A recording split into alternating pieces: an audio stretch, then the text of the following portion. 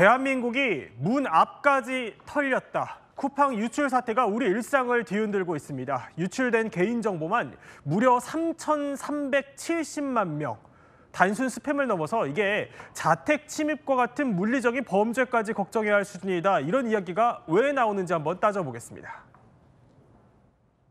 속옷이나 뭐 개인용품들, 개인적인 물품들을 구매한 적도 많고, 근데 이런 쇼핑 목록 자체가 유출이 되면은 불안할 것 같아요. 난감하더라고요. 경비원분들이 계신 것도 아니라 그냥 비밀번호만 누르면 누구나 들어올 수 있는 거니까. 자, 그러니까 새벽 배송 때문에 적어뒀던 그 아파트 공용 현관 비밀번호, 이것까지 싹 털렸다는 얘기예요. 그러니까요. 주변에 개인정보 안 털렸다는 분을 찾기가 어려울 정도고요. 어떤 정보들이 유출됐는지 하나씩 제가 따져보면은 뭐 이름이라든지 주소라든지 전화번호라든지 이런 게 있는데, 요즘은 보면은 아파트에 이제 공용 현관 비밀번호도 새벽 배송 같은 경우는 일일이 열어주기 힘드니까 배송인 정보에다가 그걸 다 입력해 놓는데, 그것까지 노출됐을 가능성이 높다는 겁니다. 그리고 배송 요청사항 이런 것들 적어 놓잖아요. 아기가 자고 있어요. 노약자 계십니다. 경비실에 맡겨주세요. 아, 이 집은 아이를 키운다. 어르신이 계신다. 뭔가 범죄로 타겟을 삼을 때 너무나 많은 정보들이 지금 유출될 수 있기 때문에 지금 소비자들의 불안감이 매우 커지고 있는 겁니다. 자, 이번 사태 지금은 퇴사한 쿠팡에서 일했던 그 중국인 직원이 벌인 걸로 추정을 하고 있습니다. 그럼 이 사람은 지금 어디 있어요?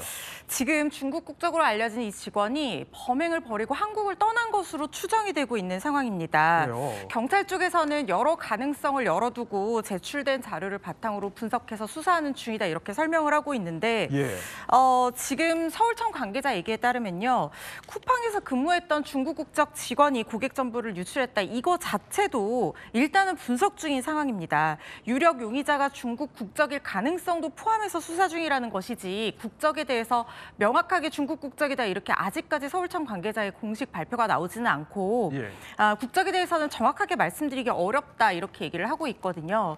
그런데 뭐 언론들 취재에 따르면 내부에서 일하던 중국 국적의 직원이고 이미 한국을 떠났다는 것이 사실상 기정사실화되는 분위기긴 합니다.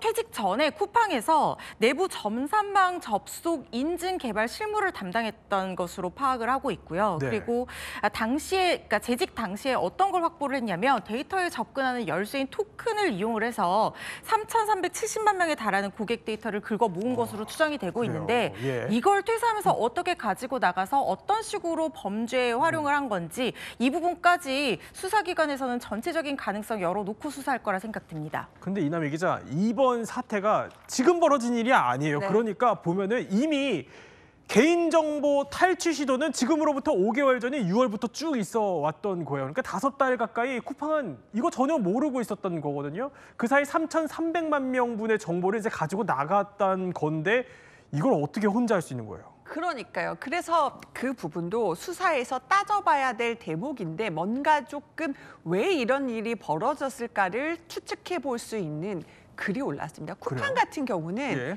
사실은 외국에서 상장되고, 저도 취재할 때 보면 외국인 직원이 많다는 얘기를 많이 들었었거든요. 문화가 다양하다. 그런데 직장인 이제 익명 커뮤니티에 이런 글이 올라왔어요. 이제 쿠팡의 IT 인력의 절반 이상이 중국인 비율이 높다. 차근차근 높아졌는데 뭔가 이들 사이에서도 카르텔이 형성이 됐다.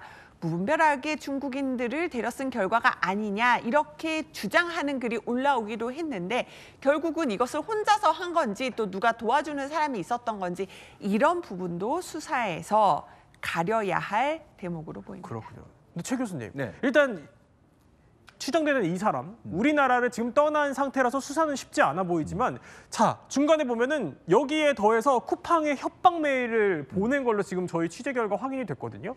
그럼 어쨌든 이 메일이라는 물증이 생겼으니까 이거를 이제 추적을 하기 시작하면은 누군지 알아낼 수 있는 거 아니에요? 그렇죠. 지금 말씀하신 것처럼 서울경찰청에서 정례 브리핑을 열었는데, 브리핑 내용을 보면요, 일단 로그 기록, 쿠팡으로부터 서버 로그 기록을 제출받아서 분석 중이라고 합니다. 그리고 IP를 확보해서 추적하고 있다고 하니까 어느 쪽에서 접속이 됐는지 하는 부분이 확인 가능할 거라는 생각이 들고요. 또 방금 말씀하신 것처럼 서울경찰청의 발표에 따르면 이메일들이 발송이 됐습니다. 첫째는 쿠팡을 이용하는 고객들에게 이메일이 발송이 됐고요. 또 하나는 쿠팡에 또 이메일이 발송이 됐어요. 근데 이 이메일은 2개의 계정에서 발송이 됐기 때문에 같은 사람인지 다른 사람인지는 아직까지 확인이 안 되지만 이 이메일의 IP 주소도 확보하기 위해서 노력하고 있고 추적하고 있는 중이고요. 이게 우리나라뿐만 아니라 국제 공조를 하고 있습니다. 아마 이제 중국이나 중국 현지에서 접속한 정황이 있을 가능성이 있어서 국제 공조를 통해서 범행에 사용된 IP를 추적하고 있고 동일 범인인지 다른 범행인지 모르겠지만 2개의 계정에서 이메일이 발송됐기 때문에 그 계정을 추적하고 있는 상황입니다. 자, 우리나라 성인 4명 가운데 지금 3명이 피해자인 겁니다. 그러니까 피해를 이남희 기자 설명대로 안 입은 사람을 찾기가 지금 어려울 정도라는 거예요. 그렇다면 소비자들은 지금 화가 날 대로 화가 났는데 그래서 집단 소송 움직임까지 보이거든요. 이렇게요. 이런 방법으로는 보상을 받을 수는 있어요? 일단 개인정보보호법상 규정되어 있는 이 손해배상 규정들이 몇 개가 있습니다. 이렇게 개인정보가 유출된 사건에서는 소비자가 실제로 이걸로 인해서 손해를 어떻게 받는지 입증한다는 게 상당히 어려워요. 정보가 유출되면은 제2, 제3의 어떤 단체들을 거쳐서 굉장히 다양한 형태로 활용이 될 수 있기 때문에 직접적인 인과관계를 내가 어떤 손해를 봤다고 해서 이게 유출 때문에 일어난 거다.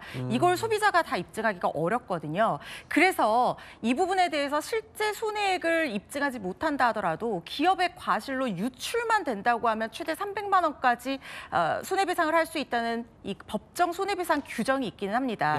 그리고 이때 기업은 자신이 과실이 없었다는 것을 입증을 해야 되거든요. 그런데 이제까지의 어떤 개인정보 유출 사건과 이번 사건의 가장 큰 차이점이 뭐냐면 이제까지는 해킹으로 인해서 사건이 발생을 한 사례들이 대부분이었습니다. 그러니까 지금의 어떤 정보 보안 기술로 막을 수 없는 해킹 시도로 인해서 유출이 됐다라고 하면 기업은 책임을 면할 수가 있습니다. 그래서 실제로 사건에서 손해배상액이 크게 인정된 사례도 많이 없고 실제로 면책된 사례들도 있거든요. 그런데 이 사건은 지금 내부 직원이 유출을 했고 그 사람이 개인정보에 관여하는 사람이었어요.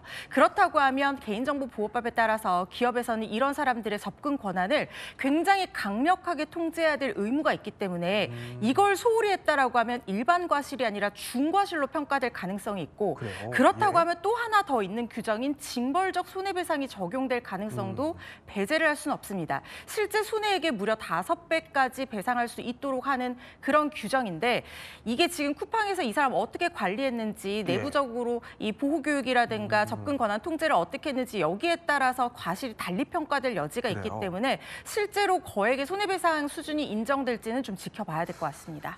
자, 그런데 이제 배상 문제도 있지만 이남희 기자, 결국에는 자 이렇게 유출된 정보로 이게 어떤 범죄에 어떻게 작용될지 전혀 감이 안 온다는 얘기 아니겠어요? 그러니까요. 그래서 이 수사 당국도 이 그러니까 중국인이 혹시 이 빼돌린 정보를 제3자에게 넘겼는지 혹시 팔았는지 이거를 지금 추적을 하고 있습니다. 가장 걱정되는 경우는요. 기저귀를 많이 사서 아이를 키우는 집이네.